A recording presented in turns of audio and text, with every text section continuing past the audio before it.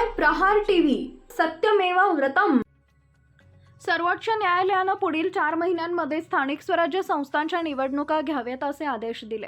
त्यामुळे आता पुढील काही महिन्यांमध्ये महाराष्ट्रातही स्थानिक स्वराज्य संस्थांच्या निवडणुकींचे धामधूम असेल। अशातच वेगवेगळ्या पक्षांनी राजकीय हालचाली सुरू केल्यात।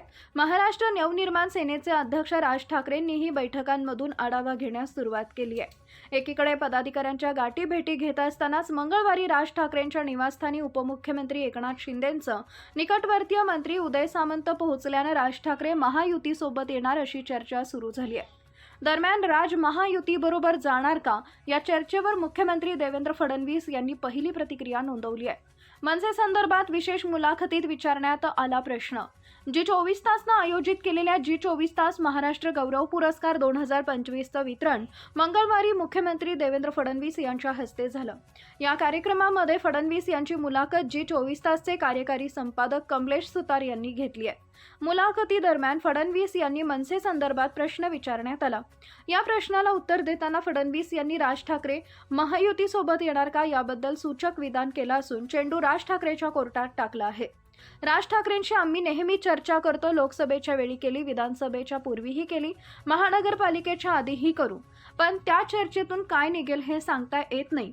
कारण आपल्याला माहीत आहे की राज ठाकरे हे मुक्त विद्यापीठ आहेत, त्यांच्या काही भूमिका आहेत, त्यामुळे त्यातून कोणाला डिग्री मिळेल कोणाला मिळणार नाही हे सांगता येत नाही असं देवेंद्र फडणवीस राज ठाकरेंबद्दल म्हणाले।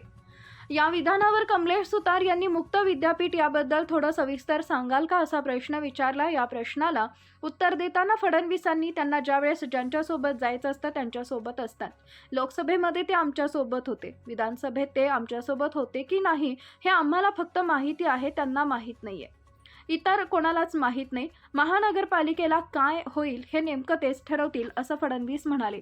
या पुरस्कार सोहळ्यात जी24 तास महाराष्ट्र गौरव पुरस्कार देऊन शंकर महादेवन यांना सन्मानित करण्यात आलं। शंकर महादेवन यांच्या गाण्याबद्दलही फडणवीस यांनी मुलाखतीमध्ये भाष्य केलंय। शंकरजी यांचे शिवतांडव स्तोत्र मी आठवड्यात एकदा तरी ऐकतो, जगात त्या ऊर्जेनं कुणी गाऊच शकत नाही, प्रवासात तर मी हे ऐकतोच असं फडणवीस म्हणाले।